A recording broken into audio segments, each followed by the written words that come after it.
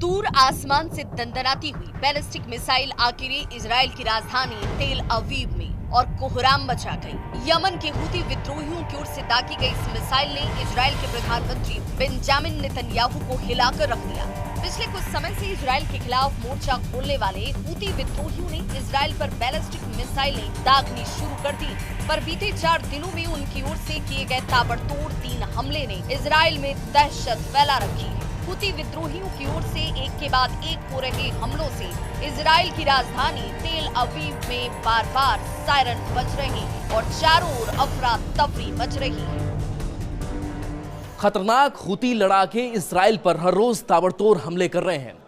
Missile हमले से यरूशलेम के दक्षिणी पश्चिमी तट की बस्तियों और डेड सी के पास के इलाकों में लगातार सायरन बज रहे हैं। सायरन बजने से लगभग 5 मिनट पहले स्थानीय निवासियों की चेतावनी उनको लेकर के जारी की जा रही है। हूती लड़ाकों के ताबड़तोड़ हमलों से बचाव के लिए इजरायली नागरिकों को उनके फोन पर पुश नोटिफिकेशन के जरिए लंबी दूरी की मिसाइल हमले के बारे में सचेत किया जा रहा है। गनीमत रही कि हमले में किसी के घायल होने या नुकसान की कोई रिपोर्ट नहीं मिली। यमन से दागी गई बैलिस्टिक मिसाइल का एक हिस्सा पश्चिमी तट के दक्षिण हेब्रोन हिल्स क्षेत्र में जरूर गिरा। इजरायली अफसरों के मुताबिक 4 दिनों में ये तीसरा हमला था, जबकि बीते एक हफ्ते में अंसारुल्लाह की ओर से 5 मिसाइल हमले किए जा चुके हैं। ये पहली बार नहीं है जब इजराइल पर हूती विद्रोहियों ने हवाई हमले किए। इससे पहले भी हूती विद्रोही इजराइल के तेल अवीव क्षेत्र में 3 बैलिस्टिक मिसाइल को दाग चुके हैं। इसमें से एक मिसाइल बेन गुरियन अंतर्राष्ट्रीय हवाई अड्डे के पास गिरा। इस हमले में 6 लोग घायल भी हुए थे। इन हमलों के कारण इजराइल में दहशत फैल गई। हूती विद्रोहियों ने इन हमलों की जिम्मेदारी भी ली है और कहा कि वो गाजा में फिलिस्तीनियों के समर्थन में ये हमले आगे भी करते रहेंगे। हूती हमलों से परेशान इजराइल ने ये साफ कर दिया है कि ये हमले अगर ऐसे ही जारी रहे तो आने वाले वक्त में हूती विद्रोहियों पर आक्रामक तरीके से कार्रवाई की जा सकती है। ऐसे में मिडिल ईस्ट में तनाव बढ़ने की आशंका एक बार फिर से गहरा रही है। साल 2023 में जब इजराइल और हमास की जंग शुरू हुई, तब से हूती विद्रोही इजराइल और इजराइल के समर्थक देशों को निशाना बना रहे हैं। लाल सागर से लेकर अदन की खाड़ी में पश्चिमी देशों के मालवाहक जहाजों पर ताबड़तोड़ हमले किए जा रहे हैं। हूती विद्रोहियों ने धमकी दी है कि वो फिलिस्तीन के समर्थन में आगे भी इजराइल और उनका साथ देने वाले देशों पर हमले करते रहेंगे और तब तक नहीं रुकेंगे जब तक गाजा में इजराइल अपने हमले रोक नहीं देता। गाजा में इजरायली अत्याचार को लेकर यमन की राजधानी सना में सड़कों पर सैलाब उमड़ पड़ा। हर ओर फिलिस्तीनियों के लिए दुआएं मांगी जा रही हैं और इस्लामिक मुल्कों की चुप्पी पर सवाल खड़े किए जा रहे हैं। पूछा जा रहा है कि इजरायली जुल्मों से निकली चीखें क्या इन इस्लामी मुल्कों के हुक्मरानों के कानों तक नहीं पहुंच रही।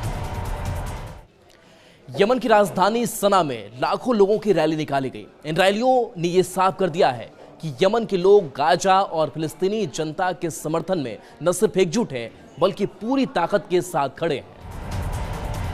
हूती ग्रुप की ओर से इजराइल पर लगातार बैक टू बैक हवाई हमले हो रहे हैं। हूती के हमलों के जवाब में इजराइल की सेना यानी कि IDF ने यह दावा किया है कि वो इन सभी मिसाइलों को हवा में ही इंटरसेप्ट करके मार गिरा रही है। पर कुछ दिनों पहले बेन गुरियन हवाई अड्डे पर जिस तरह से हूतियों ने मिसाइल गिराया कर तबाही मचाने की कोशिश की, उससे ये साबित हो गया कि हूती विद्रोहियों ने इजराइल में घुसकर वो कारनामा कर दिखाया जो बाकी के मुल्क नहीं कर पाए।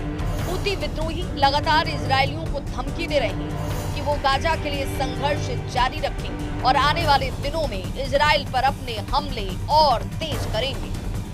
हूती विद्रोहियों ने यह साफ कर दिया है कि गाजा में दमन के खिलाफ इजराइल को लेकर उसकी कार्रवाई लगातार जारी रहेगी।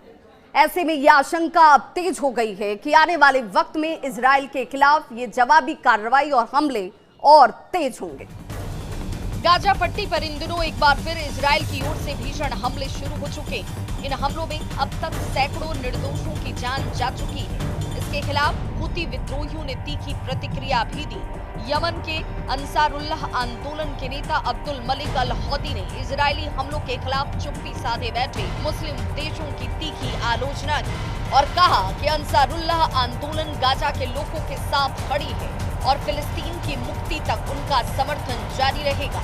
यमन की सेना इजराइल के खिलाफ किसी भी तरह की कार्रवाई के लिए पूरी तरह से तैयार है और फिलिस्तीनियों के समर्थन में अपनी सैन्य कार्रवाई को जारी रखेगी। ये बयान उस वक्त आया जब कई मुस्लिम देश या तो शांत थे या इजराइल के साथ अपने संबंध मजबूत करने की कोशिश में जुटे। ऐसे में हूती ग्रुप ने यमन की जनता और सेना को गाजा के लिए हर संभव समर्थन देने का वादा किया और इजराइल के खिलाफ ताबड़तोड़ सैन्य कार्रवाई करने का ऐलान भी कर दिया। यानी आने वाले दिनों में इजराइल के लिए मुश्किलें और बढ़ने जा रही हैं। Bureau report, news 18।